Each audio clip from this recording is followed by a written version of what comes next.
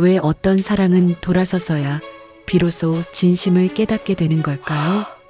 이번 화에서는 벼랑 끝에 몰린 한 남자의 사업과 친모를 찾아 나선 한 여자의 간절함, 그 두 개의 운명이 서로 엇갈린 교차로에서 마침내 만나게 됩니다. 이 모든 파란의 중심에는 사랑을 거부했던 비혼주의자 이지혁과 그를 10년간 짝사랑했던 지은호의 끈끈한 관계가 자리하고 있습니다.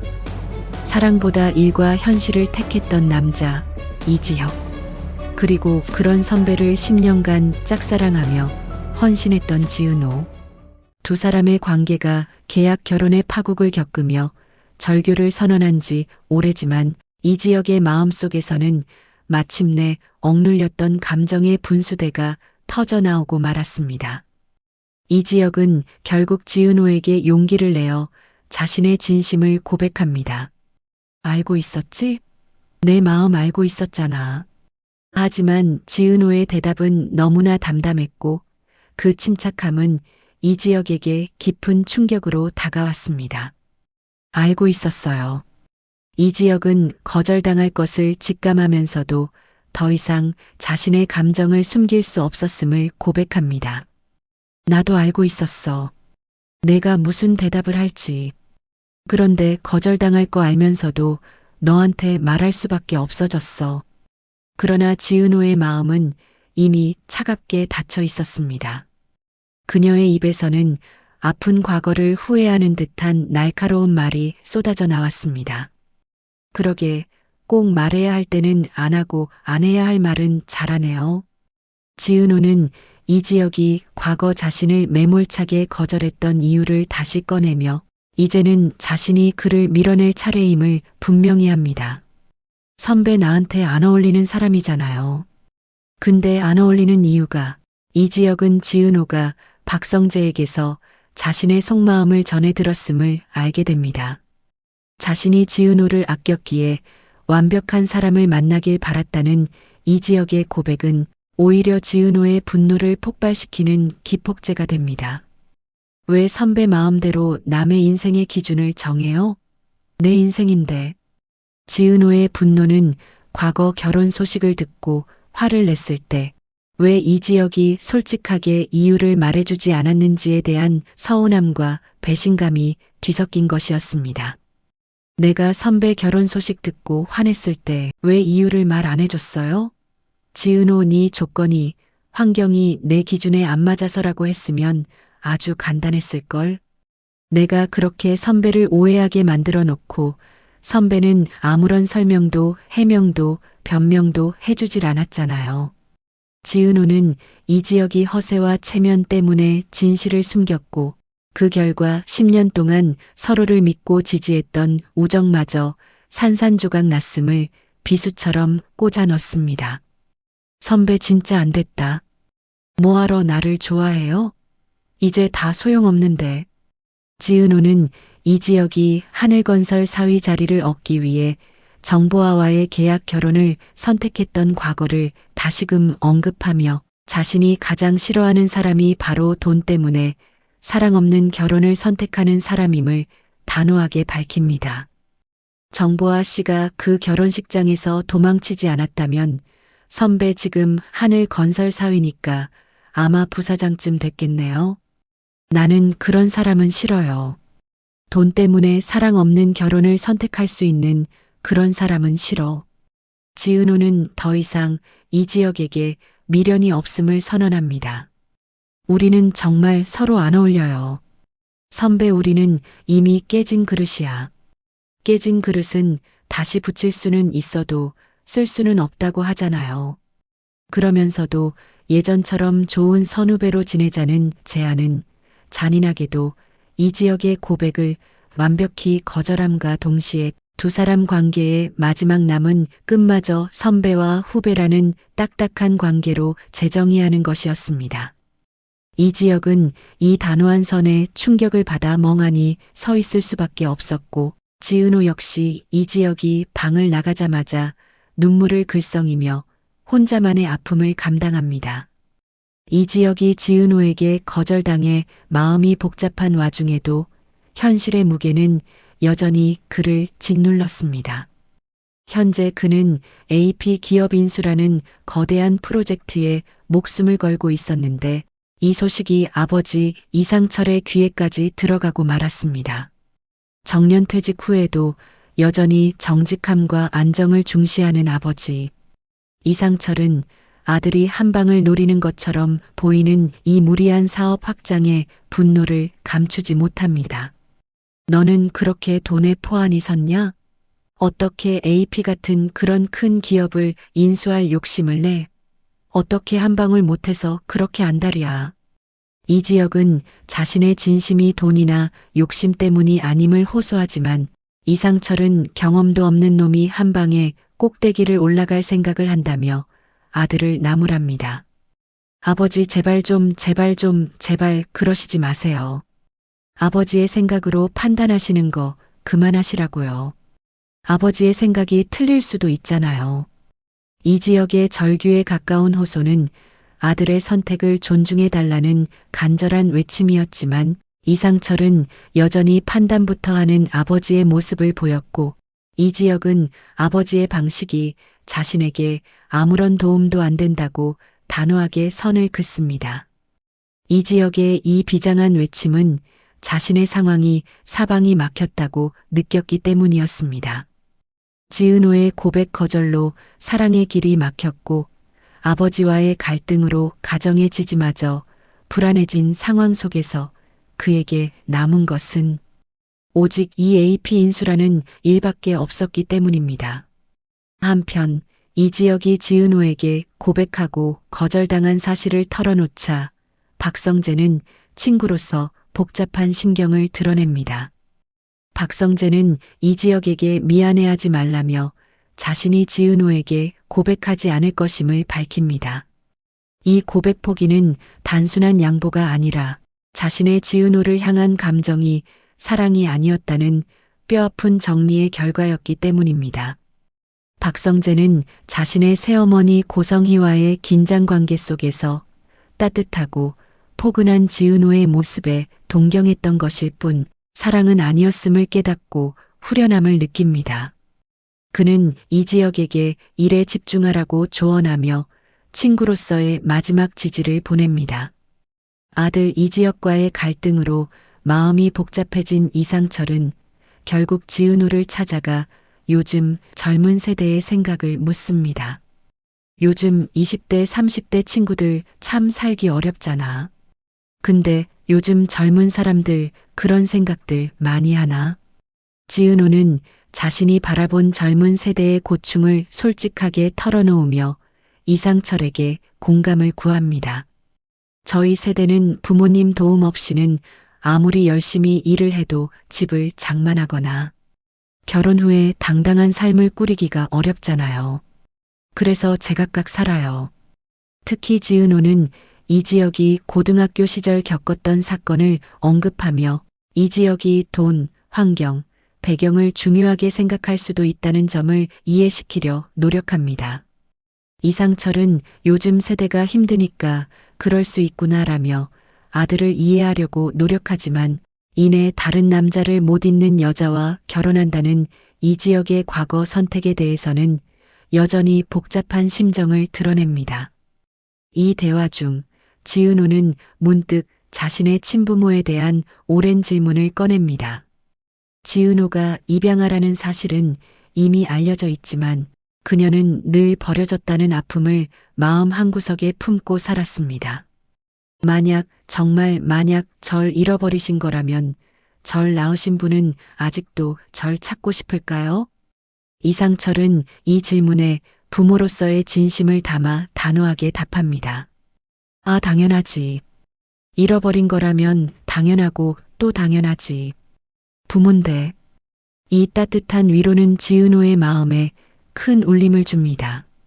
지은호가 친부모 찾기를 고민하는 모습은 이지혁에게도 포착됩니다. 이지혁은 지은호의 휴대폰 화면에 뜬 부모 찾기 DNA라는 검색어를 보며 그녀의 내면의 갈등을 짐작합니다. 여기에 고성희가 과거 혹시나 해서 경찰서에 DNA 등록을 해놓았다고 했던 의미심장한 말도 지은호의 결심을 흔듭니다. 지은호를 친딸로 확신하고 있는 고성희는 자신의 목적을 위해 신 팀장을 시켜 지은호의 일거수일투족을 감시하고 있었습니다. 오늘도 지은호 씨 팔로우하겠습니다. 이런 감시 속에서 이지혁은 지은호에게 용기를 불어넣습니다. 지은호, 너 DNA 검사해. 그거 널 위해 꼭 해야 되는 거야. 계속 마음에 걸릴 널 위해서 해야 하는 거라고. 이지혁은 DNA 등록을 통해 친부모를 찾으면 그들의 고통을 끝내줄 수 있고 만약 매칭된 사람이 나타나지 않더라도 버려진 것이라는 사실 자체가 이미 훌륭한 부모님이 계신 지은호의 인생에 결코 중요하지 않다는 단호한 조언을 건넵니다. 이지혁의 진심 어린 조언에 힘입어 지은호는 드디어 입양 정보 공개를 신청하고 경찰서를 찾아 가족 찾기 유전자 등록을 결심합니다. 이 결심은 단순히 친부모를 찾는 것을 넘어 자신을 올가매던 과거의 그림자에서 벗어나 당당한 삶을 살고자 하는 지은호의 강한 의지를 보여줍니다.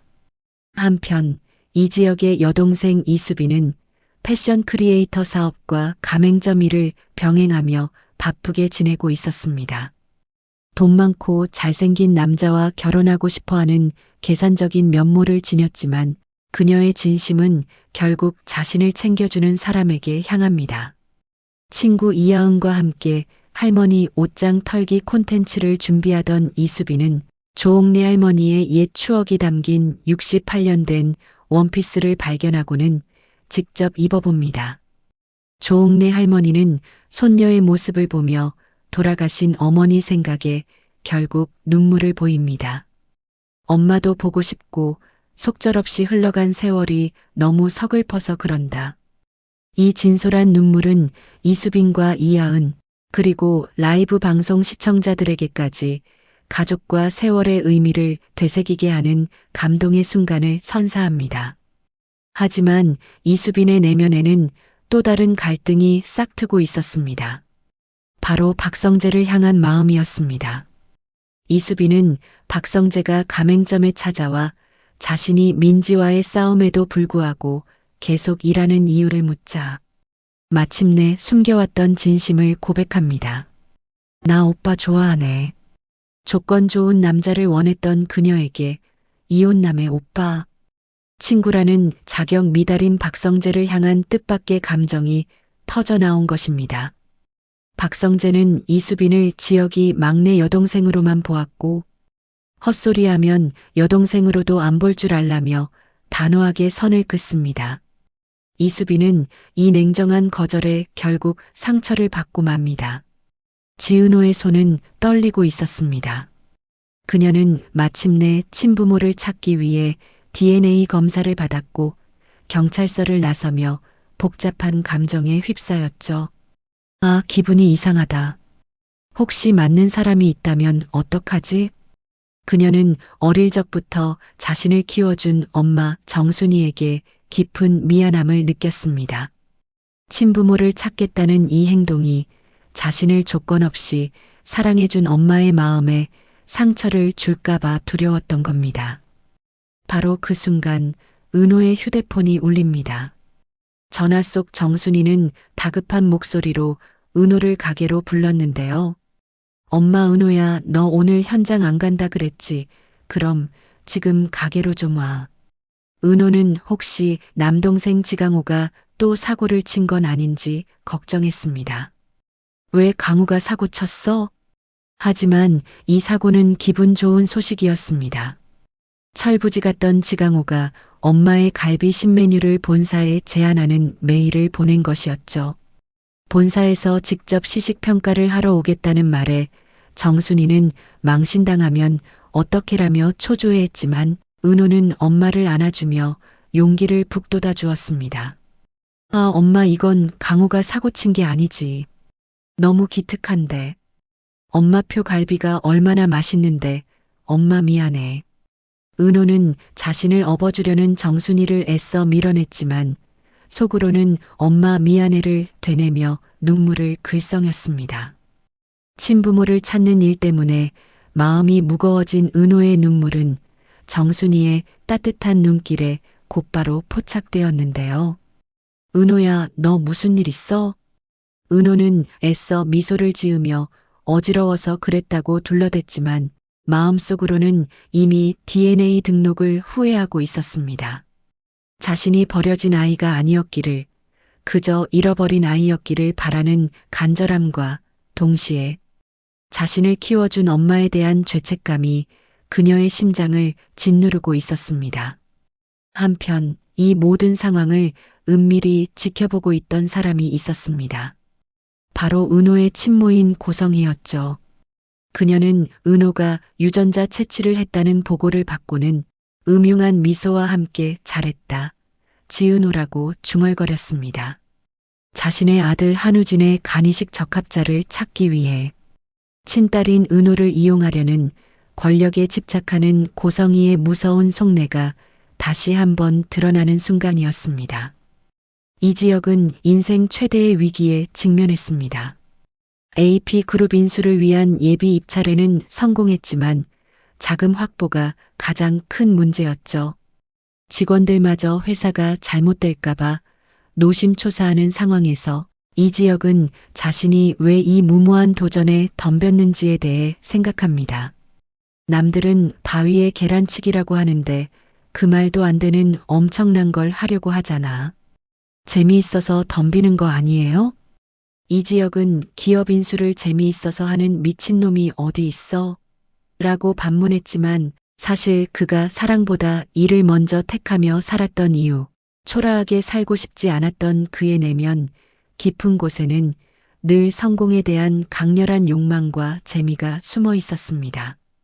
하지만 그가 기대했던 행운의 여신은 이번에도 그의 편이 아니었습니다. AP그룹 인수 전의 가장 유력한 경쟁자는 루미코와 영신재지였고 이지혁은 자금 확보에 총력을 기울이고 있었습니다. 그러던 중 청천벽력 같은 소식이 들려옵니다. 방금 보양 건설에서 전화 왔어요. 투자 취소한답니다. 100억 원의 거액 투자를 약속했던 보양. 건설이 더 유리한 조건을 제시한 영신재지로 투자를 변경한 것입니다. 그쪽에서 우리 회사에 더 유리한 조건으로 제안이 왔고 임원회의에서 결정된 겁니다. 이 대표한테는 미안하게 생각해요.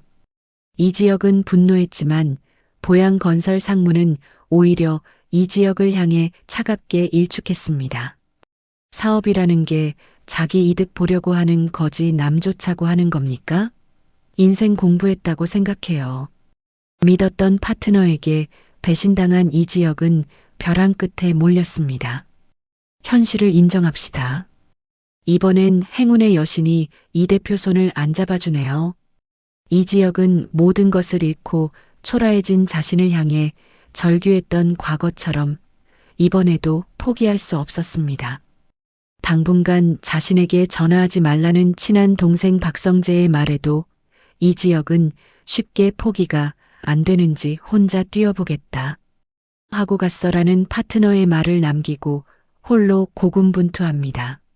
사랑보다 일을 택했던 남자, 그 일이 자신을 배신했을 때 이지혁의 심정은 어떠했을까요? 결국 그는 외로움과 절망 속에서 지은호를 찾아갑니다. 같이 밥 먹어주라. 하지만 이지혁의 사정을 알리 없는 은호는 복잡한 마음에 나 아직 밥 생각 없는데라며 거절했죠. 풀이 죽어 돌아서는 이지혁의 뒷모습을 본 은호는 죄책감을 느꼈지만 이미 연락을 받은 상태였습니다. 그녀의 DNA가 친모와 일치한다는 경찰서의 연락이었죠. 한편 이지혁의 여동생 이수빈은 오빠의 절친인 박성재에게 직진 고백을 감행합니다. 수빈은 박성재의 사무실 앞을 서성이며 기다렸고 성재는 왜 회사 앞에서 그러고 있어? 시위하는 거야? 라며 그녀를 불러 올렸습니다. 성재는 수빈이 자신을 기다리고 있었다는 것을 알았지만 그녀의 진심을 애써 외면하며 차가운 태도를 유지했습니다. 그건 내 알 바 아니고. 신제품 최종 회의 전에 20대 젊은 층 의견이 필요했어. 그때 내가 딱 보인 거고 그래서 올라오라고 한 거야. 성재의 차가운 말에도 수빈은 굴하지 않았습니다. 그녀는 늘 계산에 밟고 손해보는 일을 하지 않는 성격이었지만 성재를 향한 마음은 진심이었습니다. 암튼 나는 이번엔 진짜야. 나 진짜 오빠 좋아해. 수빈은 알바비 대신 성재에게 3번의 데이트를 제안하며 대담하게 밀어붙였습니다.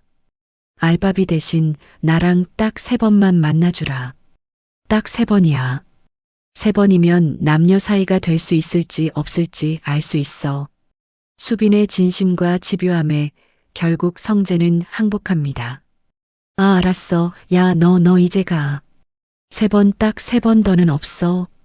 박성재는 지은호를 짝사랑하는 동시에 절친 이지혁의 동생인 수빈과 3번의 데이트라는 위험한 약속을 하게 된 겁니다. 친구와 사랑하는 여자, 그리고 그 여자의 친구인 여동생 사이에서 박성재의 마음은 점점 더 복잡한 갈등에 빠져들게 되었습니다. 한편 박진석은 아들 성재에게 정략 결혼을 강요하고 있었습니다. 너 올해 안에 상대 못 찾으면 내가 찾아주는 여자하고 결혼하라고 했지. 올해까지 기한 주마. 성재는 비혼주의자였던 친구 지혁처럼 저는 아직 결혼 생각이 없어서요라고 맞섰지만 박진석은 아들의 결혼이 회사의 후계자로서 필수라며 압박했습니다. 박진석은 성재의 생모와의 첫 번째 결혼 실패와 재혼 상대인 고성희에게 반했던 이유가 그녀의 모성 때문이었다고 고백하며 아들에게 결혼의 중요성을 설득했습니다. 내가 저 사람한테 반한 건 모성이었어. 여자로 먼저 들어온 게 아니라 모성 눈물 나는 모성이 먼저 내 눈에 들어왔다. 김다정은 가족을 위해 헌신하는 평범한 엄마이자 아내였지만 그녀의 삶에도 중년의 무게가 깊게 드리워져 있었습니다. 남편 이상철이 정년퇴직 후 재취업을 준비하며 아르바이트와 자격증 공부를 병행하자 다정은 몰래 온열 매트 판매 매장에 취직해 살림에 보탰습니다. 더욱 다정을 힘들게 한 것은 친정아버지 김장수의 상황이었습니다. 오랜만에 아버지 집을 찾은 다정은 아버지 방에 쌓여있는 우울증, 약봉지와 쇼핑백 접기 아르바이트 흔적을 발견하고는 오열하고 맙니다. 11년 동안 혼자 사셨어요. 우리 아버지는 홀로 외롭게 사는 아버지를 제대로 돌보지 못한 미안함과 슬픔이 복받쳐 오른 겁니다. 다정은 아버지를 해외에 있는 남동생에게 보내야 할지 고민했지만 혹시 남동생이 거절할까 두려웠고 남편 이상철에게 새로운 부담을 지우는 것도 염려되었습니다. 이때 시어머니 조옥래는 다정에게 뜻밖의 제안을 합니다. 느그 시아버지 아픈 핑계로 나는 느그들하고 산 지가 벌써 15년이 넘었다. 느그 아버지만 혼자 외롭게 사는 게 말이 안 되는 기라. 조옥래는 김장수와 함께 살 것을 제안하며 자신의 방을 내어주고 손녀 수빈과 함께 방을 쓰겠다고까지 말했습니다. 다정은 시어머니의 깊은 마음에 놀람과 감사가 뒤섞인 표정으로 응답하며 눈물을 글썽였죠.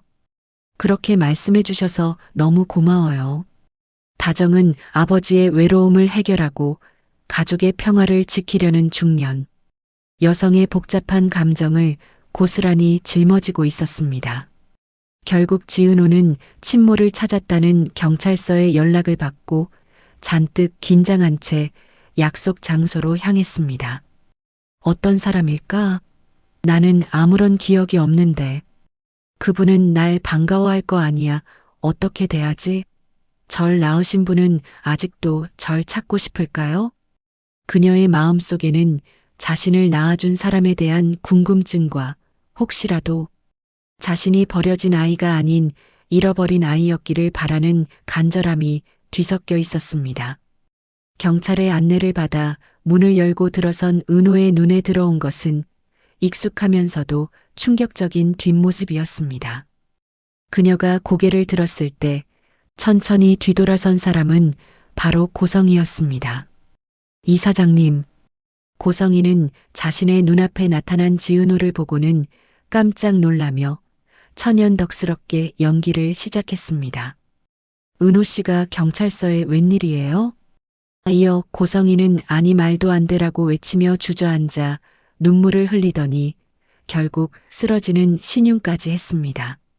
권력과 부를 위해 자신의 친딸을 이용하려 했던 고성이의 치밀한 계획은 이제 친딸 지은호와 아복동생 박성재 그리고 그들의 주변 인물들을 운명의 덫속으로 끌어들이며 거대한 파란을 예고하고 있습니다. 이 지역은 100억 투자 철회라는 벼랑 끝에서 다시 일어설 수 있을까요?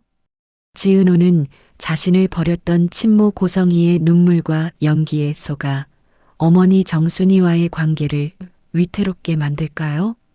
그리고 박성재는 친구의 여동생 이수빈과의 3번의 데이트를 통해 지은호를 향한 짝사랑을 정리할 수 있을까요?